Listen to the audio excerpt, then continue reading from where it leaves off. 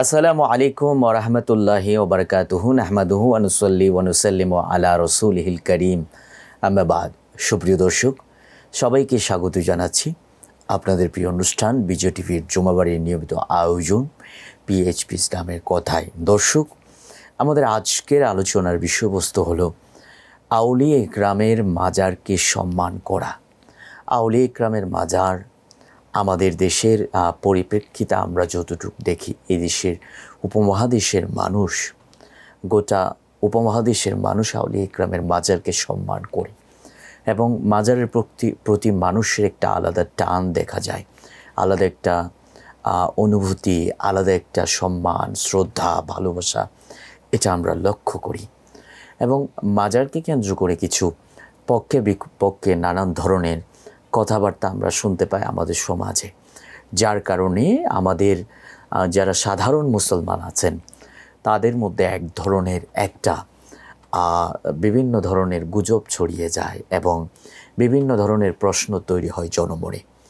আজকে আমরা জানার চেষ্টা করব মাজারের প্রতি আমাদের শ্রদ্ধা সম্মান কতটুকু রাখতে হবে বা রাখা যাবে কি না, এই বিষয়টা নিয়ে আমরা বিস্তারিত কোরআন হাদিসের আলোকে এবং ইসলামের যে বড় বড় আইমা ইকরাম ছিলেন, উলামা ইকরাম ছিলেন, তাদের মন্তব্যের আলোকে আমরা জানবার চেষ্টা করব। সুপ্রিয় দর্শক, আলোচনা করবার জন্য বরাবরের মতোই আমাদের সঙ্গে রয়েছেন আপনাদের প্রিয় আলোচক, ঢাকার ঐতিহ্যবাহী দ্বীনি শিক্ষা প্রতিষ্ঠান কাদেরিয়া তৈয়বিয়া কামিল মাদ্রাসার সম্মানিত উপাধ্যক্ষ হজরতুল আল্লাহ মুফতি আবুল কাসেম মোহাম্মদ ফজলুল হক। আসসালামু আলাইকুম রহমতুল্লাহ। ওয়ালাইকুম আসসালাম রাহমাতুল্লাহি ওয়া বারাকাতুহু। কেমন আছেন? আলহামদুলিল্লাহ, ভালো আছি। মোহতারাম, মাজারকে নিয়ে আমরা আজকে আলোচনা করব। আমরা আমাদের দেশের এই সাম্প্রতিক যে সময়গুলো আমরা পার করেছি বা করছি, এই সময়গুলোতে যে টপিকগুলো আমাদের দেশের একেবারে টক অফ দ্য কান্ট্রি বলা যায়, তার একটা গুরুত্বপূর্ণ হচ্ছে মাজার টপিক। আপনি জানেন নিশ্চয়ই, বাংলাদেশে কিছু মাজার পর্যন্ত আমরা দেখেছি ভাঙচুর হয়েছে এবং মাজার কেন্দ্রিক কিছু বিষয় আমাদের সামনে এসছে, সেগুলো ভাঙচুরের পেছনে কিছু কারণ মিডিয়াতে আমরা দেখেছি। তো এক্ষেত্রে আমাদের আজকে আমরা আলোচনার বিষয়বস্তু হিসেবে নির্বাচন করেছি মাজারের প্রতি যে সম্মান আমাদের দেশের মানুষ রাখে, এই সম্মানটা ইসলামে কতটুকু সিদ্ধ বা শরীয়ত দ্বারা কতটুকু সমর্থিত, এটা নিয়ে আমরা আলোচনা করব। শুরুতে কোরআন এবং হাদিসের আলোকে যদি বলতেন। বিসমিল্লাহির রহমানির রহিম। আউযু বিল্লাহি মিনাশ শাইতানির রাজিম। বিসমিল্লাহির রহমানির রহিম। ধন্যবাদ আপনাকে। প্রথমত, মাজার বলতে জিয়ারতের জায়গা। মাজার শব্দের অর্থ হলো জিয়ারতের জায়গা। আর আমরা পরিভাষায় কোনো আল্লাহওয়ালা বুজুর্গ যেখানে শুয়ে থাকেন তাকে যেখানে কবর দেওয়া হয়, জি, সে কবরকে কবর বলাও জায়েজ, মাজার বলাও জায়েজ। কবর মাজার দুটি ইসলামী পরিভাষা। জি, কবর তাকে যেখানে আমরা যাকে কবর বলি, সাধারণ মানুষ যেখানে কবর দেওয়া হয়, এটা হলো কবর। আর এই কবরটাকেই মাজার কেন বলা হয়? যেহেতু এটাকে জিয়ারত করা হয় এবং জিয়ারতের বিধিবদ্ধ নিয়ম ইসলামী শরীয়তের মধ্যে আছে। মাজার ভাঙ্গন নিয়ে যেই প্রসঙ্গটি আপনি এনেছেন, এখানে আমি মূল আলোচনায় যাবার আগে দু একটি কথা বলতে হয়। আমাদের দেশে হক্কানি আউলিয়া কেরামের মাজার আছে, জি, তবে পাশাপাশি কিছু ভণ্ডরা ব্যবসার উদ্দেশ্যেও মাজার নামে কিছু স্থাপনা তৈরি করেছে, ভুইফুর মাজার যেগুলোকে বলে। হ্যাঁ, এগুলার কোনো আসলে অথেন্টিসিটি নেই। আবার অনেক জায়গায় পাগল নামের অনেক ভণ্ড সারা জীবন বেশরীয়তে চলাফেরা করেছে, কিছু ভক্ত অনুরক্ত জোগাড় করেছে এবং মরার পরে তার মাজার তৈরি হয়েছে। জি, আবার এমন অনেক মাজারও, অনেক বলবো না, কিছু কিছু মাজারও আমার কাছে ব্যক্তিগতভাবে তার তথ্য আছে, স্বপ্নে দেখেছে একজন যে অমুক জায়গায় জি, একটা আল্লাহর ওলি শুয়ে আছে, তুমি মাজার করো। ওই স্বপ্নপ্রাপ্ত মাজার হয়ে গেছে। এই সকল মাজারের সাথে আমাদের আজকের আলোচনার কোনো সম্পর্ক নেই। জি, আমরা এই সকল মাজারের কথা আমাদের আজকের আলোচনায় স্থান দেব না। তো আউলিয়া কেরামের মাজার হক্কানি আউলিয়া কেরাম যারা, তাদের মাজার, এটাকে ইসলাম কোন দৃষ্টিভঙ্গিতে দেখে? জি, আমাদের আজকের যেই প্রদেয় যে তথ্যগুলো আমরা উপস্থাপন করব, সেই তথ্যগুলোর মূল প্রতিপাদ্য বিষয়বস্তু হলো সে সকল আউলিয়া কেরামের মাজার নিয়ে। বাকি থাকলো ভণ্ড যারা, তাদের মাজার ভেঙে ফেলার বিষয়টা। দেখুন, এটাকে আমরা ভণ্ড বা বেজলেস বলেছি, কিন্তু তারপরেও দেশের আইন শৃঙ্খলা রক্ষার্থে আমি চাইলেই আইন হাতে তুলে নিতে পারি না। নিশ্চয় না। এটার জন্য যথাযথ কর্তৃপক্ষ আছে। সরকার যদি কাউকে দায়িত্ব দেয় বা সরকারি কোনো সংস্থা যদি সেখানে দায়িত্ব নেয়, তাহলে সেটাকে ভাঙ্গা যাবে, সেক্ষেত্রে বিশৃঙ্খলা তৈরি হবে না। কিন্তু ভণ্ড আমি জানি, আমি যদি আইন নিজের হাতে তুলে নিই, তাহলে এটাতে সমাজে বিশৃঙ্খলা হওয়ার সম্ভাবনা আছে। তো আমি তিনটি কথা এখানে বললাম। প্রথম কথা হলো মাজার, এই সংস্কৃতির মধ্যে আমরা দুই ভাগ করলাম, একটা হক্কানি আউলিয়া কেরামের মাজার, আর একটা ভণ্ডদের মাজার। আরেকটা হলো আউলিয়া কেরামের মাজারকে সম্মানের চোখে ইসলাম দেখে। আর ভণ্ডদের মাজার ভাঙ্গার বিষয় আমি যেন তেন করে যে সে মাজার ভাঙ্গার বিষয়টিকে আমি ইসলামের দৃষ্টিকোণ থেকে সিদ্ধ মনে করি না। এটার জন্য যথাযথ কর্তৃপক্ষ তৈরি করে তারপর সেটাকে যা করার করণীয় সেটা।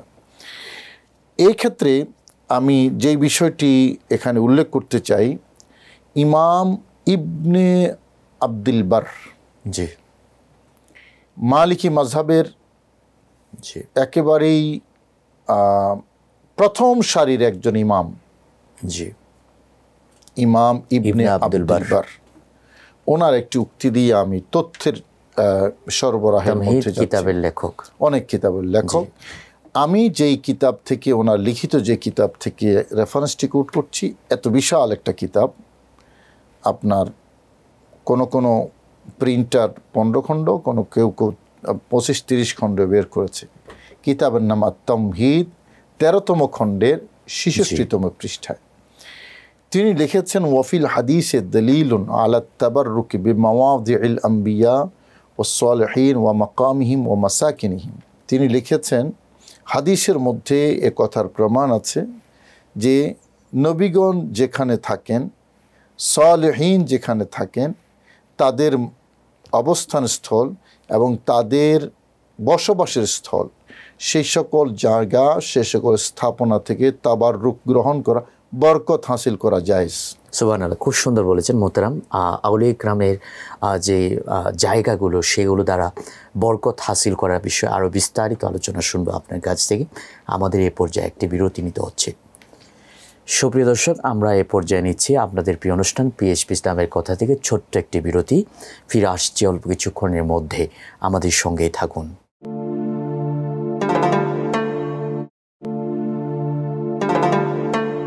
ফিরে এলাম বিরতির পর। সবাইকে আবারও স্বাগত জানাচ্ছি। সুপ্রিয় দর্শক, আপনাদের প্রিয় অনুষ্ঠান পিএইচপি ইসলামের কথায়।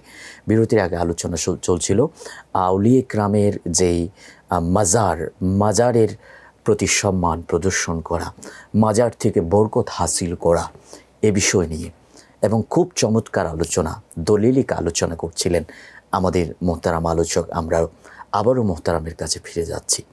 মোহতারাম, আল্লামা ইবনে আব্দুল বার রহমতুল্লাহের একটি কওল আপনি এখানে উদ্ধৃত করেছেন যে আউলিয়া কেরামের যে স্পর্শধন্য জিনিসগুলো আছে, সেগুলো দ্বারা বরকত হাসিল করা, এটা কোরআন সুন্নাহর আলোকে জায়েজ লিখেছেন তিনি। জি, এটা ইমাম ইবনে আব্দুল বার, জি, এটা আসলে উনি কে, ইবনে আব্দুল বার কে, এটা আগে বুঝতে হবে। আমরা অনেক সময় যখন রেফারেন্স কোট করি, তখন ইমাম বুখারীর বক্তব্য কোট করলে মানুষ খুব প্রশান্ত দিলে গ্রহণ করে। জি, আবার ইমাম বুখারীর মতোই সমসাময়িক বা একই স্তরের আমাদের কাছে অপরিচিত কারো মন্তব্য, মতামত, ফতোয়া যদি আমরা কোট করি, তখন একটু বুরু কুচকে উঠে যে এটা তো একজনের মতামত মাত্র, এটা তো কোরআন হাদিস না। জি, তো বিষয়টা দুঃখজনক। যারা জানে না তারা আসলে বুঝে না।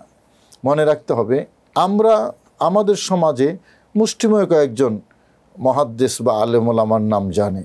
জি, তাদের মধ্যে ইমাম বুখারী, মুসলিম বললে মানুষ খুব গ্রহণ করে। জি। আবার ইমাম বুখারীর বিপরীতে ইমাম আবু হানিফার কোনো বক্তব্য কোট করে বুরু কুচকে উঠে যে ইমাম বুখারীরটা না শক্তিশালী হওয়ার কথা, অথচ আপনার ওলামায়ে কেরাম জানে ইমাম বুখারী থেকে 1000 গুণ উপরের মর্যাদার হলেন হযরতে ইমাম আবু হানিফা রহমতুল্লাহ আলাইহি, ইমাম শাফি রহমতুল্লাহ আলাইহি, ইমাম আহমদ বিন হাম্বল রহমতুল্লাহ আলাইহি, যাদের বক্তব্য ইমাম বুখারী পর্যন্ত বুখারী শরীফে কোট করেছেন। ইবনে আব্দুল বার এরকম একজন মানে উঁচু দরজার একজন মুহাদ্দিস, একজন ফকিহ, যিনি মালিকি মাযহাবের ক্ষেত্রে মাযহাবী হাইসিয়তে বর্ণনা করেছেন যেগুলো, সেগুলি মালিকি মাযহাবের। জি। কিন্তু আমি যে বক্তব্যটা কোট করেছি এটা কিন্তু মাযহাবের বিষয় না, জি, এটা হলো আকায়েদের বিষয়। সুতরাং এটা সার্বজনীন, এটা শুধু মাযহাবের মালিকি মাযহাবের বক্তব্য না, এটা সকল মাযহাবের বক্তব্য। আমি ইমাম গাজালির বক্তব্য কোট করব। ইমাম গাজালি কিন্তু শাফি মাযহাবের। জি।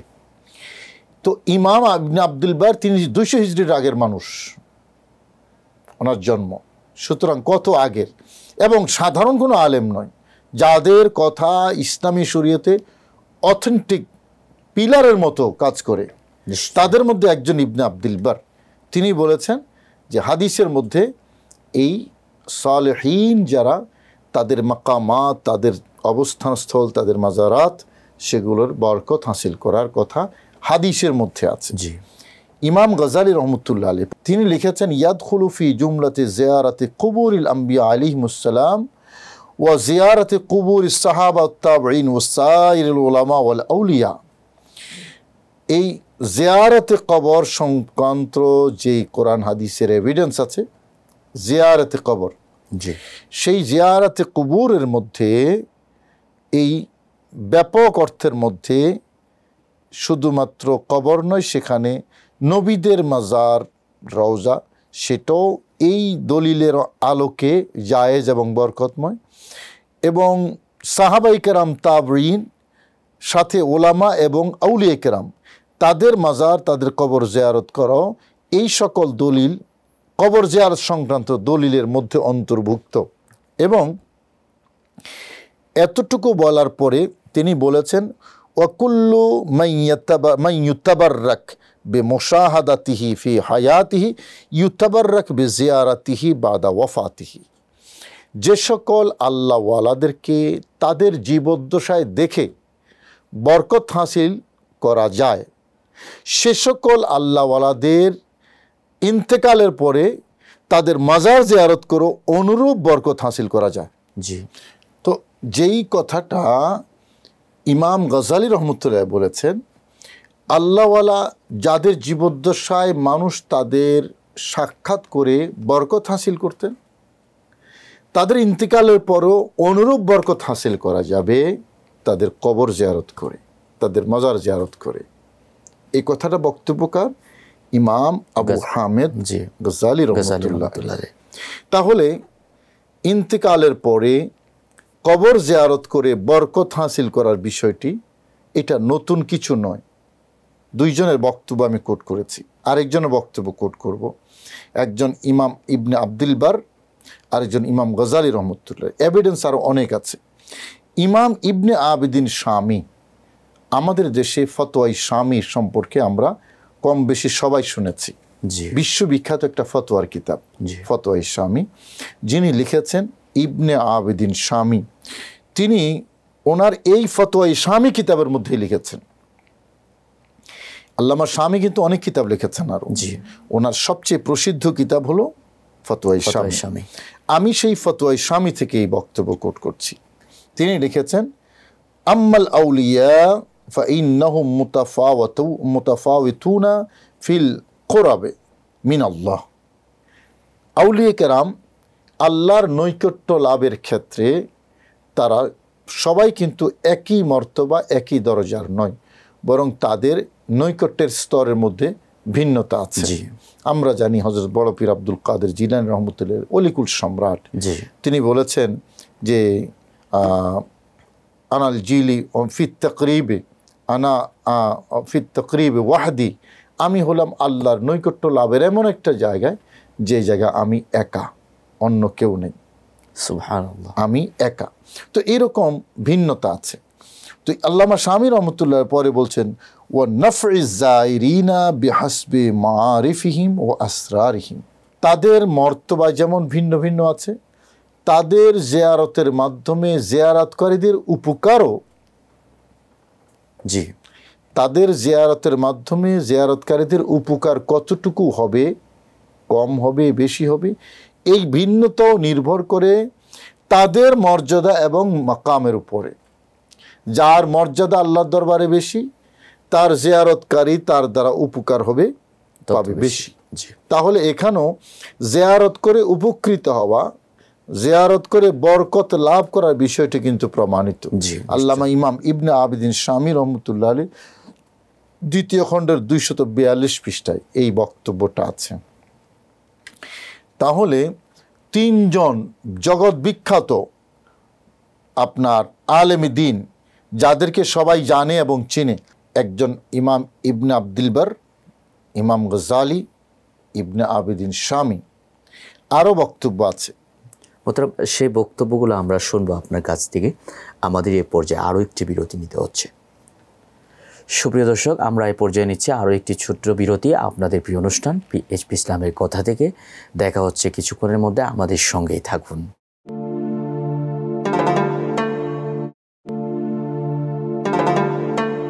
সুপ্রিয় দর্শক, ফিরে এলাম বিরতির পর। সবাইকে আবারও স্বাগত জানাচ্ছি আপনাদের প্রিয় অনুষ্ঠান বিজয় টিভি জুমাবাড়ির নিয়মিত আয়োজন পিএইচপি ইসলামের কথায়। দর্শক, বিরতির আগে আলোচনা চলছিল আউলিয়া ইকরামের মাজারকে সম্মান করা, মাজার থেকে বরকত হাসিল করা, এ বিষয়ের উপর খুব চমৎকার আলোচনা করছিলেন আমাদের মোহতারাম আলোচক। আমরা আবারও মোহতারামের কাছে ফিরে যাচ্ছি। মোহতারাম, বিরতির আগে তিনজন আইম্মা ইকরামের কৌল, ইমামগণের বক্তব্য আপনি উল্লেখ করেছেন। ইমাম ইবনে আব্দুল বার, ইমাম গজালি, ইমাম আল্লামা শামী রহমতুল্লাহ আলাইহ।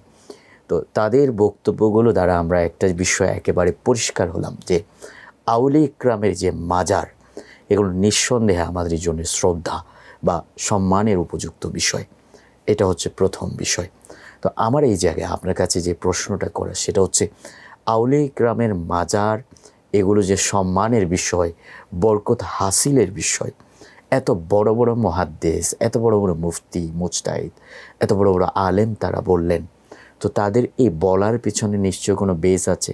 কোরআন হাদিসের কোথাও আউলিয়া ইকরামের মাজার বা কবরকে সম্মান করা, তাদের কবর থেকে, মাজার থেকে বরকত হাসিল করা, এ বিষয়ে ইন্ডিকেশন আছে কিনা? অবশ্যই আছে। ইবনে আব্দুল বার যখন বক্তব্যটা দিচ্ছিলেন, তখন তিনি কিন্তু এটা কোট করেছেন যে হাদিসের মধ্যে এ কথা আছে। জি, তো ইনি তো হাদিসের একটা বিশ্বকোষ। জি, হাদিসের আলোকেই বলেছেন এবং হাদিসে আছে সে কথা তিনি বক্তব্য কোট করেছেন। আমরা ইমাম গজালি রহমতুল্লাহর বক্তব্য থেকেও সেই বিষয়টা খুঁজে পাই। তিনি বলেছেন যে জিয়ারত সংক্রান্ত যে সকল হাদিস আছে, সে সকল হাদিসের এই বিষয়বস্তুর আলোকেই আউলিয়া কেরামের মাজার জিয়ারত এবং সেখান থেকে বরকত হাসিল করার বিষয়টি প্রমাণিত। এটাও ইমাম গজালিয়ে বলেছেন। আমরা হাদিসের মধ্যে যদি দেখি, আল্লাহ পাক রাসূল করিম সাল্লাল্লাহু আলাইহি ওয়াসাল্লাম বলেছেন যে কুনতু নাহাইতুকুম আন জিয়ারাতিল কুবুর আলা ফাজুরুহা, আমি তোমাদেরকে নিষেধ করেছিলাম কবর জিয়ারত করতে, এখন আমি অনুমতি দিচ্ছি তোমরা কবর জিয়ারত করো। ফাইন্নাহা তুযাক্কিরুল আখিরা, কারণ কবর জিয়ারত করলে আখিরাতের স্মরণ হয়, আখিরাতকে স্মরণ করিয়ে দেয়। নবীজি কবর জিয়ারত করতে উৎসাহিত করেছেন। জি, প্রশ্ন হলো, কবর জিয়ারতের মাধ্যমে জিয়ারতকারীর উপকার হয় না ক্ষতি হয়? নবীজি যখন অনুমতি দিয়েছেন, নবীজি যখন অর্ডার দিয়েছেন, তখন বোঝা যাচ্ছে যে এর মাধ্যমে জিয়ারতকারীর কি হয়? উপকার হয়, এটা উপকারী জিনিস। জি, এবং কোরআনে কারিমে লা উকসিমু বিমাওয়াকিন নুজুম, আল্লাহ মাওয়াকিন নুজুমের শপথ করেছেন, তারকা পতিত হওয়ার জায়গা, তারকা পতিত হওয়ার জায়গা, মাওয়াকিন নুজুম, নুজুম মানে তারকারাজি। জি, তারকা পতিত হওয়ার জায়গা যেটাই হোক, তাফসীরের আলোকে যেহেতু আল্লাহ তারকা পতিত হওয়ার জায়গার শপথ করেছেন, সেহেতু এটা বরকতময়, মর্যাদাময় হবে। কারণ আল্লাহ যে জিনিসের শপথ করেন সেটা সাধারণ কিছু নয়। ও তিনের শপথ করেছেন, বরকতময়। ও জাইতুনের শপথ করেছেন, বরকতময়। ও তুরে সিনিনার শপথ করেছেন, বরকতময়। আল্লাহ যেটারই শপথ করেন সেটা সাধারণ নয়, এটা বরকত হাসিলের জিনিস। এখন আল্লাহ মাওয়াকির নুজুমের শপথ করেছেন। মাওয়াকির নুজুম মানে কি? অনেকগুলো তাফসীর আছে। অনেকগুলো তাফসীরের মধ্যে এটা একটা তাফসীর। রাসূল করিম সাল্লাল্লাহু আলাইহি ওয়াসাল্লাম বলেছেন, আসহাবি কান নুজুম বিআইয়িহিম ইক্তাদাইতুম ইহতাদাইতু। আমার সাহাবায়ে কেরাম তারকারাজির মতো। নবীজি নবীর সাহাবীদেরকে তারকা বলেছেন, তারকারাজি বলেছেন। এই হাদিসের আলোকে এই আয়াতের তাফসীর অনেকেই করেছেন। হাদিসের আলোকে তাফসীর, মন গড়া নয়, হাদিসের আলোকে এই তাফসীর করেছেন যে সাহাবায়ে কেরাম যেখানে দাফন হয়েছেন, আল্লাহ পাক রব্বুল আলামিন সেই জায়গার শপথ করেছেন, এবং এতে করে সাহাবায়ে কেরামের কবর বা মাজার এটা বরকত হাসিলের জায়গা, বরকতময় সম্মানিত জায়গা। তো সাহাবীরা তো আর নবী নন, সাহাবীরা তারা সাহাবী, তারা ওলি, তারা সালেহীন, তারা নবী নন, তারা আউলিয়া কেরামের অন্তর্ভুক্ত, সবার উচ্চ মর্যাদার ওলি, নবীর সাহাবীগণ। তো এর দ্বারা প্রমাণিত হয় সালেহীন যারা, তাদের মাজার বরকতময় হয়ে থাকে। কেন? কারণ আল্লাহ মাওয়াকিন নুজুমের শপথ করেছেন, এবং এটাই হয়েছে। হযরতে ইবনে আব্দুল বার যে হাদিসের রেফারেন্স দিয়েছেন, ইমাম গজালি রহমতুল্লাহ যে হাদিসের কথা বলেছেন, মূলত এইরকম বহু হাদিস শরীফ আছে যে সকল হাদিসের মধ্যে আউলিয়া কেরামের মাজারে বরকত হাসিল করার কথা বলা হয়েছে। আমরা আবার উচ্চারণ করতে চাই, আমরা যাদের কথা বলছি হক্কানি আউলিয়া কেরামের কথা বলছি, ভণ্ডদের কথা বলছি না, ভণ্ড মাজারের কথা বলছি না। ওগুলো পরিত্যাজ্য, এগুলোর সাথে আমাদের এই আলোচ্য বিষয়ের সাথে কোনো সম্পর্ক নেই। ইমাম বুখারী রহমতুল্লাহ আলাইহির কথা বলি। ইমাম বুখারী রহমতুল্লাহ আলাইহি যখন ইন্তেকাল করেছেন তখন ঘটনা কি হয়েছে, এবং এটা ওলামায়ে কেরাম সবাই বর্ণনা করেছেন। এবং মাজার কেন্দ্রিক যে সকল ভণ্ডামি চলে, অনইসলামিক কাজ চলে, অস্বীকার করার সুযোগ নেই। কিছু কিছু জায়গায়, সব জায়গায় নয়। আমি পৃথিবীর বিভিন্ন দেশে ঘুরেছি, আমি দেখেছি শরীয়ত সম্মত উপায়ে জিয়ারত হয়, বহু দেশ আছে। আবার আমাদের দেশেও শরীয়ত সম্মত উপায়ে জিয়ারত হয়, বহু জায়গা আছে। হ্যাঁ, বিচ্ছিন্ন কিছু কিছু জায়গায় সেরকম অনইসলামিক শরীয়ত বিরোধী কর্মকাণ্ড পরিলক্ষিত হয়। এগুলোর ক্ষেত্রে আমাদের দায়িত্ব এবং কর্তব্য হলো এগুলাকে প্রতিহত করা। মাজার ভাঙা নয়, মাজারে আক্রমণ করা নয়। কিন্তু নির্বোধরা করে কি, মাথা ব্যথার কারণে মাথাকে ঢেকে ফেলে, মাথা কাটতে যায়। এটা খুবই দুঃখজনক। তো যে কথা বলছিলাম, ইমাম বুখারী রহমতুল্লাহ আলাইহি উনি ইন্তেকালের পরে যে ঘটনাটা ঘটেছে, এই মাজার কেন্দ্রিক অনইসলামিক কাজের বিরুদ্ধে পৃথিবীর ইতিহাসে যে কয়জন আলেম ওলামা বেশি সোচ্চার, তাদের মধ্যে ইমাম শামসুদ্দিন জাহাবি একজন। ইমাম শামসুদ্দিন জাহাবি জগৎ বিখ্যাত একজন, মানে কঠোর মুহাদ্দিস, কঠোর মুহাদ্দিস। তিনি ইমাম বুখারীর মাজার বা ইমাম বুখারী ইন্তেকালের পরে কবরে যে ঘটনা ঘটেছে এটার বর্ণনাকারী তিনি নিজে। সুবহানাল্লাহ। অর্থাৎ যিনি বিরোধী তিনি স্বীকার করতে বাধ্য হয়েছেন। কি লিখেছেন একটু শুনি আমরা। সিয়ারু আলামিন নোবালা কিতাবের নাম, 12তম খণ্ডের 469 পৃষ্ঠায় তিনি লিখেছেন যে ইমাম বুখারী রহমতুল্লাহ আলাইহি ওনার যুগে, মানে ওনার ইন্তেকালের পরে সেই বুখারার মধ্যে একসময় বৃষ্টি বন্ধ হয়ে গিয়েছিল এবং ইস্তিসকার নামাজ পড়া হয়েছে, তাও বৃষ্টি নাজিল হয় নাই। ইস্তিসকার নামাজ মানে হলো যেই নামাজ বৃষ্টি লাভের উদ্দেশ্যে আদায় করা হয়। মোহতারাম, এই ঘটনাটা আপনার কাছ থেকে বিস্তারিত আমরা শুনবো। আমাদের আরও একটি বিরতি নেওয়ার সময় হয়ে গেছে। সুপ্রিয় দর্শক, আমরা এই পর্যায়ে নিচ্ছে আরও একটি ছোট্ট বিরতি। আপনাদের প্রিয় অনুষ্ঠান পিএইচপি ইসলামের কথায় ফিরে আসছে অল্প কিছুক্ষণের মধ্যেই।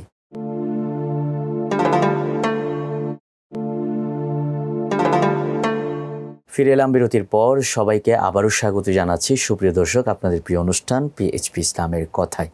দর্শক, আমরা বিরতির আগে আলোচনা শুনছিলাম আউলিয়া ইকরামের মাজারকে সম্মান করা, আউলিয়া ইকরামের মাজার থেকে বরকত হাসিল করার বিধান নিয়ে, এবং খুব চমৎকার আলোচনা করছিলেন আমাদের মোহতারাম আলোচক মুফতি আবুল কাসেম মোহাম্মদ ফজলুল হক। আমরা আবারও মোহতারামের কাছে চলে যাচ্ছি।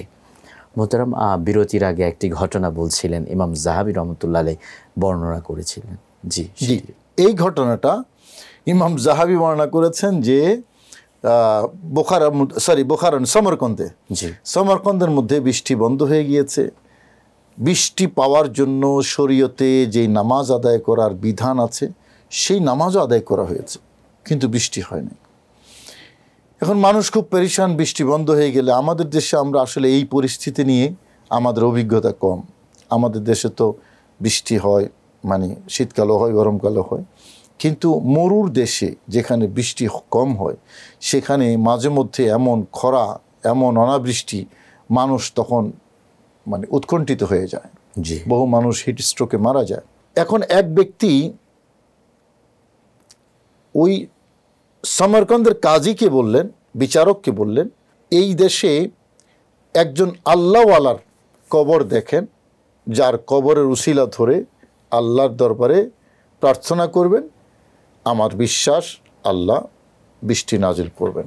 বর্ণনাকারী, এই ঘটনা বর্ণনাকারী কিন্তু ইমাম শামসুদ্দিন যাহাবী, যিনি মাজার কেন্দ্রিক অন ইসলামিক কাজের বিরুদ্ধে কঠোর সোচ্চার। তখন কাজী করলেন কি, বললেন হ্যাঁ, ইমাম বুখারীর মাজার তো আছে, ইমাম বুখারীর কবর তো আছে। তো সবাই গিয়ে ইমাম বুখারী রহমতুল্লাহ আলাইহির মাজারে গিয়ে খুব কান্নাকাটি করলেন এবং জিয়ারত করলেন, আল্লাহর কাছে দোয়া করলেন, আল্লাহর কাছে দোয়া করলেন। এই দোয়ারত অবস্থায় আল্লাহর পক্ষ থেকে এমন বৃষ্টি শুরু হয়েছে। তো ইমাম শামসুদ্দিন যাহাবী রহমতুল্লাহ আলাইহি লিখেছেন, টানা 7 দিন বৃষ্টি হয়েছে। সুবহানাল্লাহ, সুবহানাল্লাহ, টানা 7 দিন। এবং এই 7 দিন বৃষ্টি হওয়ার কারণে মানুষ রাস্তায় চলাচল করতে পারে না, রাস্তা ভেসে গিয়েছিল। আল্লাহু আকবার। ইমাম বুখারী রহমতুল্লাহ আলাইহির মাজারের আসর। এবং আমি রেফারেন্স সহ বলে দিয়েছি, এটা বলেছেন হজরতে ইমাম শামসুদ্দিন যাহাবী রহমতুল্লাহ আলাইহি। সময় তো বেশি নেই, আরেকটা রেফারেন্স দেব। ইমাম শাফি রহমতুল্লাহ আলাইহি, তিনি যখন বাগদাদে ছিলেন, কুফায়, তিনি প্রতিদিন ইমাম আবু হানিফা রহমতুল্লাহ মাজারে যেতেন। সুবহানাল্লাহ। এবং তিনি নিজে বর্ণনা করছেন যে আমি যখন মাসলা মাসাইল নিয়ে কোনো সমাধানে পৌঁছতে পারতাম না, মাঝে মাঝে এরকম মাসলা মাসাইল, তখন আমি ইমাম আবু হানিফা রহমতুল্লাহ মাজারে যেতাম, আমি ওযু করতাম, 2 রাকাত নামাজ পড়তাম, এরপরে ইমাম আবু হানিফার ওসিলা ধরে আল্লাহর কাছে আমি এটার জন্য সাহায্য চাইতাম, আল্লাহর কাছে সাহায্য চাইতাম, তখন এই মাসালা হল হয়ে যেত। হজরতে আমির হামজা রাদিয়াল্লাহু তাআলা আনহু, নবীর চাচা, উহুদের যুদ্ধে শহীদ হয়েছেন, যাকে সৈয়দুশ শুহাদা বলা হয়। ওনার কবর উপরে একটা গম্বুজ ছিল, এখন অবশ্য নাই, আমরা সকলেই জানি সৌদি গভর্নমেন্টের যে রিলিজিয়াস দর্শন, যেটা ওয়াহাবিজম, এই ওয়াহাবিজম, এটা আমরা সকলেই জানি, কিন্তু এখানে মাজার ছিল। এবং আমির হামজা রাদিয়াল্লাহু তাআলা আনহুর মাজারের উপর একটা গম্বুজ ছিল। তো এটা সম্পর্কে আপনার ইমাম শামসুদ্দিন সাখাবী, আরেকজন জবরদস্ত মুহাদ্দিস, ইমাম সাখাবী, শামসুদ্দিন যাহাবীর পরে ইমাম সাখাবী, ওনার ওয়াফাত হলো 902 হিজরিতে। এবং তিনিও মিশরের অনেক বড় মুহাদ্দিস। তিনি ইমাম সাখাবী রহমতুল্লাহ লিখেছেন, ওয়া জুইলা আলা কবরিহি কুব্বাহ, হযরত আমির হামজা রাদিয়াল্লাহু তাআলা আনহুর মাজারে, সাহাবীর মাজারে একটা গম্বুজ তৈরি করা হয়েছে। ফাহুয়া ইউজার, এটা জিয়ারত করা হতো এই মাজারের। এবং ওয়া ইউতাবাররাকু বিহি, এই মাজার থেকে বরকত হাসিল করা হতো। সুবহানাল্লাহ। জিয়ারত করার মাধ্যমে বরকত হাসিল করা হতো। আবু আইয়ুব আনসারী রহমতুল্লাহ আলাইহি, উনি কুস্তুনতুনিয়ার যুদ্ধে শহীদ হয়েছেন। তো ওনার মাজার সম্পর্কে উনি নিজেই বলেছেন যে আমাকে এই দেয়ালের কাছাকাছি তোমরা দাফন করিও। এবং এই মাজার আবু আইয়ুব আনসারী রহমতুল্লাহ মাজার সম্পর্কে ইমাম ইবনে কাসির সহ, আল্লামা ইবনে আব্দুল বার সহ বহু জবরদস্ত আইম্মে কেরাম ওনারা লিখেছেন যে হজরতে আবু আইয়ুব আনসারী রহমতুল্লাহ মাজার উসিলা ধরে ইউস্তাকুনা ফায়ুসকাউনা, তারা স্থানীয় বাসিন্দারা আল্লাহর দরবারে বৃষ্টি অনাবৃষ্টি হলে বৃষ্টির জন্য দোয়া করতেন আবু আইয়ুব আনসারী রহমতুল্লাহ এর উসিলা ধরে, এবং আল্লাহ সাহাবী রসুলের উসিলায় তাদের উপর বৃষ্টি নাজিল করতেন। সুবহানাল্লাহ, সুবহানাল্লাহ। এই যে আরো হাজারো প্রমাণ এরকম আছে। ভণ্ডের কথা আমরা বাদ দিই। আমি গত কয়েকদিন আগেও একটা ভিডিও দেখেছি, আমাদের দেশে যারা নির্দয়ভাবে আউলিয়া কেরামের বিরুদ্ধে বিষোদ্গার করে, জি, ওনাদের একজন মুরব্বী, উনি এখনো বেঁচে আছেন, পাকিস্তানের মুফতি তকি উসমানী। জি, ওনার একটা বক্তব্য আমি দেখেছি, আজকে সঙ্গত কারণে সেই বক্তব্যটা এখানে কোট করতে চাই। তিনি বক্তব্যের মধ্যে ভিডিও আছে, বলেছেন যে আল্লাহওয়ালা যারা, তাদের ইন্তেকালের পরে তাদের ফয়েজ মানুষের ক্ষমতা, রুহানি ক্ষমতা আরো বেড়ে যায়। সুবহানাল্লাহ। এবং দেনেওয়ালা তো আল্লাহ, নিঃসন্দেহে হাকিকি দেনেওয়ালা, তিনি এটাই বলেছেন, হাকিকি দেনেওয়ালা আল্লাহ। কিন্তু আল্লাহ এক একজনের ওয়াসেতায়, মানে এক একজনের মাধ্যমে বান্দাকে দেন। তো এই এক একজনের মাধ্যমে দিতে গিয়ে জিন্দা হো ইয়া মুর্দা, তিনি বলেছেন কবি জিন্দু কে ওয়াসিতে সে দেতা है, কবি মুর্দু কে ওয়াসিতু সে দেতা है। সুবহানাল্লাহ। কখনো জিন্দাদের মাধ্যমে দেন, কখনো মৃত ব্যক্তিদের মাধ্যমে দেন। অথচ যারা তকি উসমানীকে মানে আমাদের দেশে, তারাই কিন্তু নির্দয়ভাবে এই কথাগুলো অস্বীকার করে। মূলত হক সবসময় হক, জি, হক ইয়ালু, এটা বিজয়ী হবেই, সত্য কথাগুলো। ওয়ালাল আখিরাতু খায়রুল লাকা মিনাল উলা, নবীর ক্ষেত্রে আল্লাহ বলেছেন যে আপনার দুনিয়া থেকে আখিরাত উত্তম, অর্থাৎ দুনিয়াতে আপনার ফজিলত মর্যাদা যা, আখিরাতে আরো বেশি। নবীজির ওয়াসিতায় নবীর উম্মতের সালেহীন যারা, তাদের ক্ষেত্রেও আল্লাহর এই মেহেরবানি, তারা দুনিয়া থেকে তাদের ফজিলত মর্যাদা রুহানি ফয়েজ যা থাকবে, ইন্তেকালের পরে আরো বেড়ে যাবে। খুব চমৎকার বলেছেন মোহতারাম। আমাদের অনুষ্ঠানে গুরুত্বপূর্ণ আলোচনা করার জন্য আপনাকে ধন্যবাদ জানাচ্ছি। জাযাকুমুল্লাহ। সুপ্রিয় দর্শক, আসলে আউলিয়া ইকরামের যেই ফয়েজ, আউলিয়া ইকরামের যেই মাজারকে সম্মান, আউলিয়া ইকরামের মাজারের দ্বারা বরকত হাসিল করা, আমরা আজকে যে ডকুমেন্টসগুলো আমাদের মোহতারাম আলোচক এখানে উপস্থাপন করেছেন, একদম দিবালুকের মতো পরিষ্কার যে আউলিয়া ইকরামের মাজারকে কেন্দ্র করে কেউ যদি আল্লাহর কাছে কিছু চায়, আল্লাহর ওলির উসিলায় আল্লাহ তাকে দিয়ে দেয়। বৃষ্টি প্রার্থনার মতো বিষয় ইমাম বুখারী রহমতুল্লাহের মাজারের উসিলায় আল্লাহ কবুল করেছেন। বড় বড় আল্লাহর ওলিদের মাজার থেকে বরকত হাসিলের বিষয়গুলো আল্লাহ রব্বুল আলামিনের যারা বড় বড় হক্কানি আলেম আছেন, তারা তাদের কিতাবগুলোতে উল্লেখ করেছেন। তাইলে আমরা এই যুগে আজকে শত শত বছর পরে এসে আমরা কেন এই বিষয়গুলোকে ভণ্ডামি বলবো? এই বিষয়গুলোকে কেন আমরা অস্বীকার করব? কেনই বা আমরা এগুলোকে বিদআত, শিরক ইত্যাদি ফতোয়া ট্যাগ লাগিয়ে এগুলোকে বিদ্ধ করব? আল্লাহ রাব্বুল আলামিন আমাদের সকলকে সুবোধ দান করুন, এই প্রত্যাশা রেখে আমরা আজকের মতো বিদায় নিচ্ছি আপনাদের প্রিয় অনুষ্ঠান পিএইচপি ইসলামের কথা থেকে। দেখা হবে আগামী পর্বে ইনশাআল্লাহ। আল্লাহ হাফেজ। ওয়াসসালামু আলাইকুম ওয়া রাহমাতুল্লাহ।